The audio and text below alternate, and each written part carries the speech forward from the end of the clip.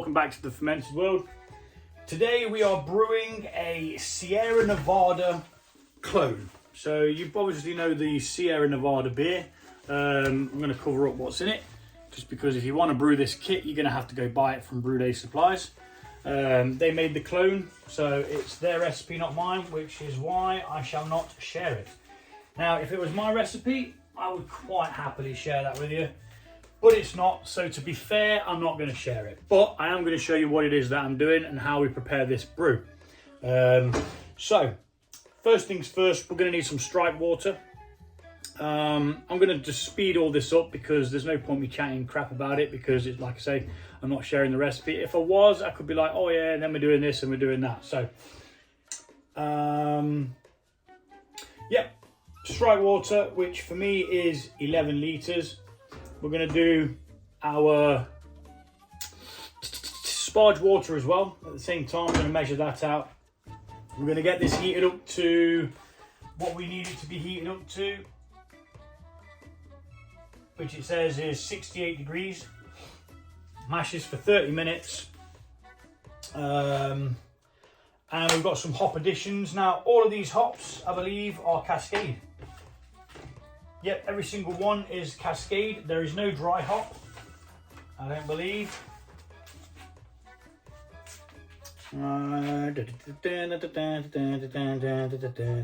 Nope. We've got 3 in the boil and 1 for a hop stand at the end for aroma. So no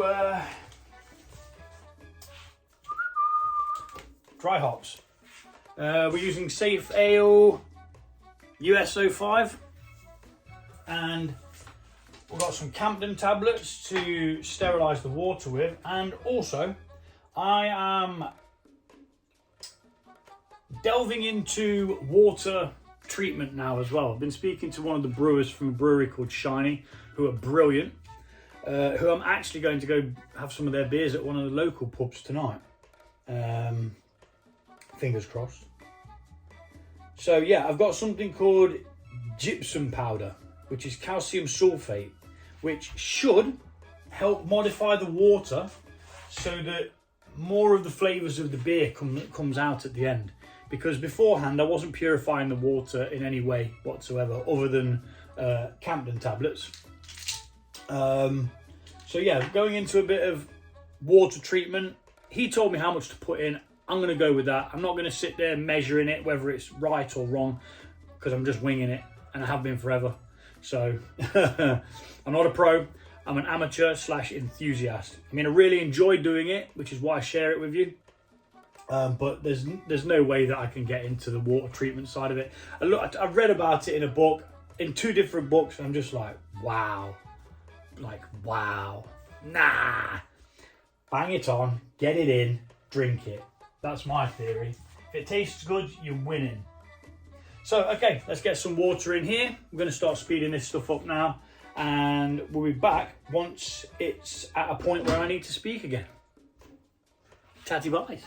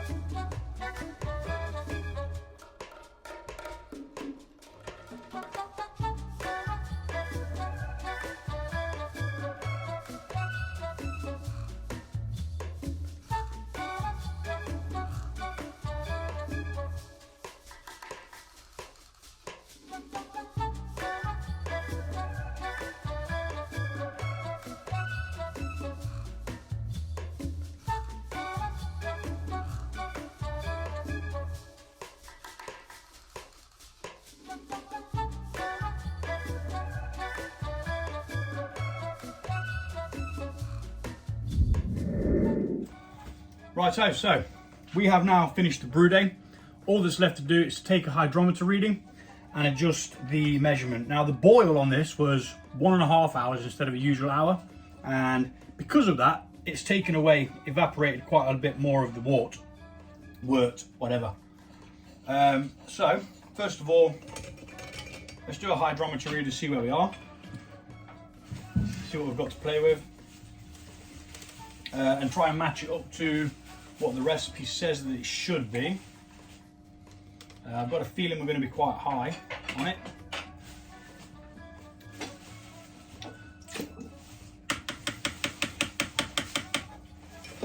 So the recipe says 52, 1.052. We have a considerable amount more. We're just bobbing at the 70 mark, so we have a hell of a lot more. So we're going to top this up to 11.5 litres and give it a mix, and we'll double check again what it is we've got and what we're going to start with. I'll be back.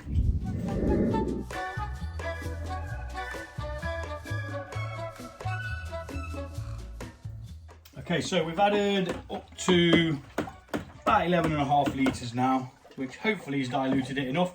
If not, we'll add a little bit more. If it's close to the mark, I'm not too bothered.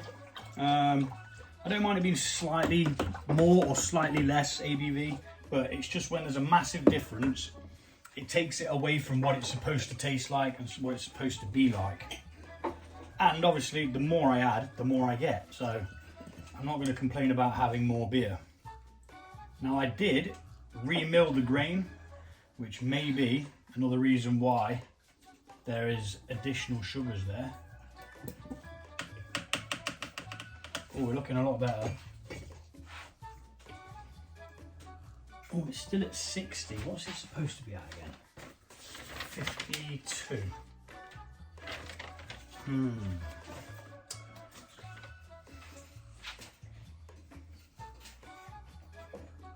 So it's at 58. Let's try another 500 ml of water, just to get it closer to it. Okay, so that's another 500 ml. Hydrometer. To be honest, I'm probably just going to leave it at whatever it is at.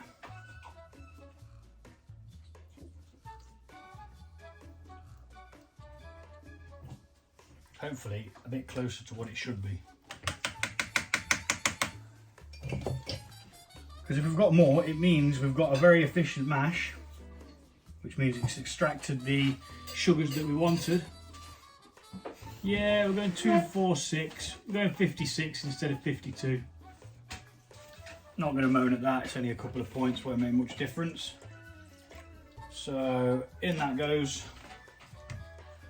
Unfortunately, the extra water's been cooling this down, but it doesn't seem to have touched it a great deal. It's between 22 and 20. So now the finale, when I find the pigging scissors, we're going to pitch the yeast and close this sucker up.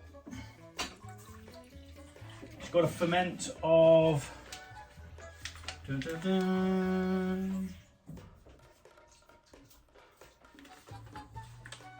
7 to 10 days, and there is no dry hop in this.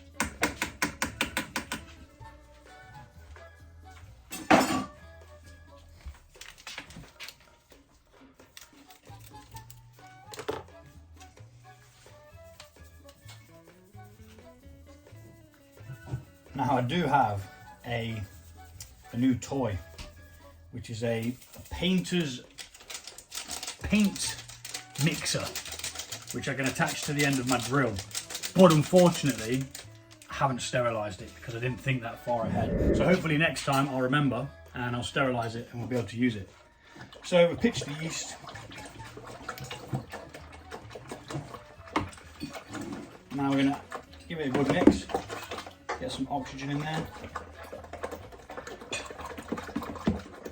Needs oxygen at the beginning, but oxygen is bad once it's started fermenting. If it's got oxygen, it can cause bacteria. When it's only got the CO2, it cannot cause any problems, which is why we seal it up with an airlock.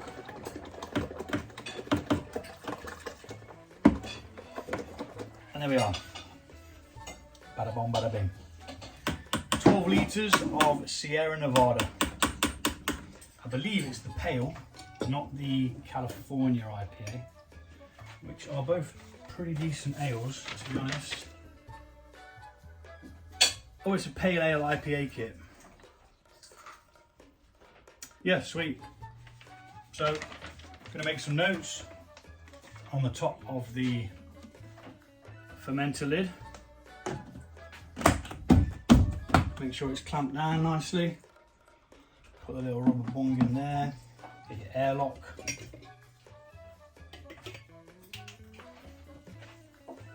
With its little hat.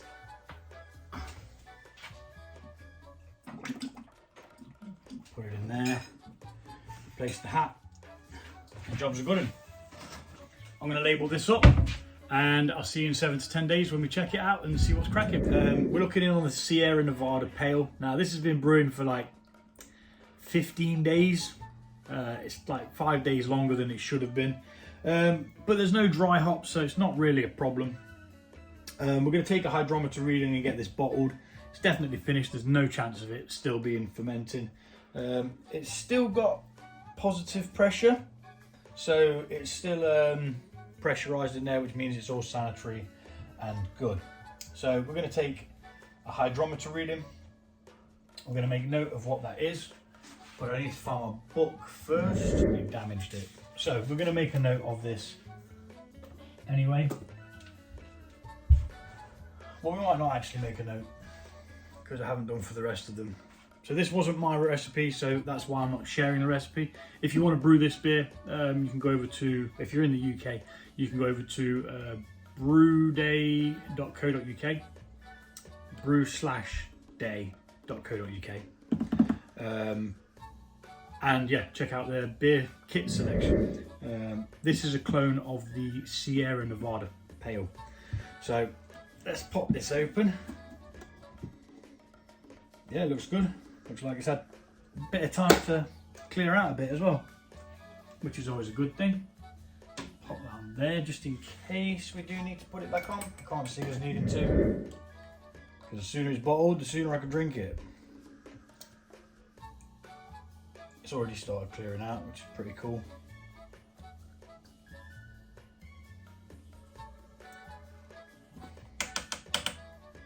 The hydrometer says, when I turn it around the right way, and it just carried on turning by anyway, down to 12. So quick calculation on what the ABV will be. Calculation says 5.7, which isn't bad. Let's have a little taste. Obviously it's not cleared out yet, so, and it will mature a little bit inside. But then saying that, it has actually cleared really nicely. And having those extra 5 days, I don't know whether they've done anything different to it.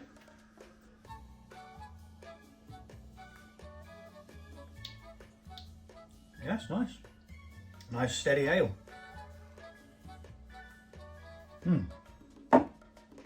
Obviously better when carbonated, but right, so we're not going to tip that in because we don't want it to kick up any of the silt at the bottom, least yeasty deposits. I'm going to attach the bottling wand and release the hound. I'm going to get my little drips tray at the ready. Start that coming through. You always get a bit of gunk to begin with, which I'm actually going to clear out because we don't want that in the beer. And there we go, we're running pretty clean now. Yeah, you don't want to drink that. It came out lumpy. Righto, so we're going to get set up down here, looking this way to get this bottled. I'm going to speed the bottling process up. I'll do a couple normal, just so you can see what it is if you haven't seen it before. We're going to fill these up. I've sterilised 22 because we've got 12 litres of this, but we will lose about 1 litre to the lees at the bottom there, all the sediment that's dropped out.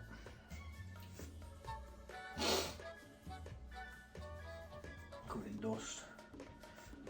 All I want to do is you want to fill it to that line there, and as you drop out the bottle, it gives you the perfect amount in there for when you come to bottle condition.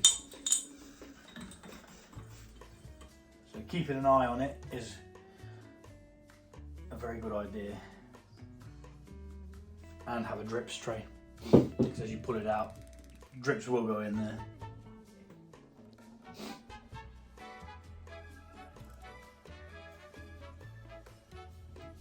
Oops, overshot the mark on that one. Whoopsie. Oh, might actually be all right.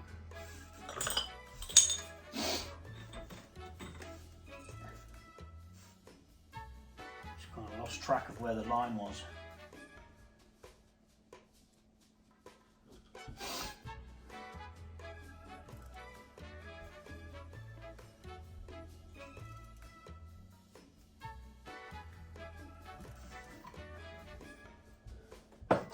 And that's pretty much how you do it. I'll do one last one, just because.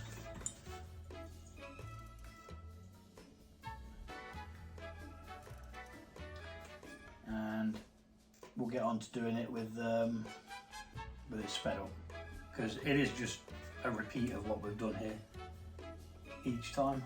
Nothing fancy, nothing special, just a repeat. And once you've seen it, you've seen it.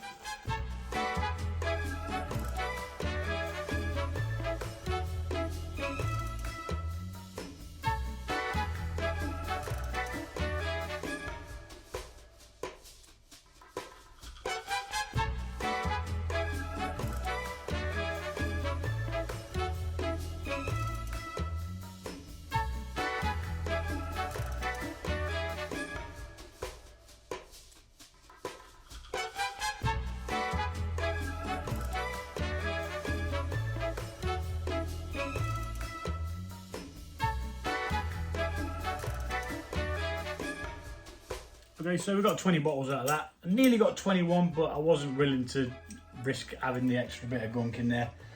I did forget to tip out what we had in the hydrometer, so I'll tip that out and I'll just drink it, because it's clear enough to drink. I mean, look at that. That's not too shabby. Now what we're going to do is we're going to do something called priming. For those of you who don't know what this is, I'll explain. For those of you who do know what it is, I'm sorry that you have to listen to it again. But some people might know, some people may not. So what we're going to do now is, because I bottle condition, we're going to add a small bit of sugar into the beer that's in there now. And what that's going to do is it's going to reactivate the yeast. The yeast will consume the sugar, producing a very small, minute amount of alcohol, probably not even worth trying to measure, but also CO2, carbon dioxide, which is going to then carbonate and give it a fizz. Now, I don't have my beers too fizzy, so I always do half a teaspoon, and you just literally go along, each one, half a teaspoon, equal measures as much as possible. You know, we're not counting grains here, we're just banging it in. And the yeast will do its thing, and we shall have a carbonation. So they stay somewhere warm for 2 weeks, so the place that they've been brewed will be fine, wherever that may be. Mine's my kitchen. And then after the 2 week period, we send them out to what I call the store, which is where I store all my home brew. It's a little bit cooler out there, probably about 16 degrees maybe. Now, did I do that one or not? Because I'm yabbering. Oh well, we'll find out eventually, won't we, if we have one that's over carbonated. We know that I didn't. So I'm going to speed these up, get the other 10 done, and we're going to close the caps off, and that's it. End. As I say, they'll be going 2 weeks in here and a week out there where it's a bit cooler.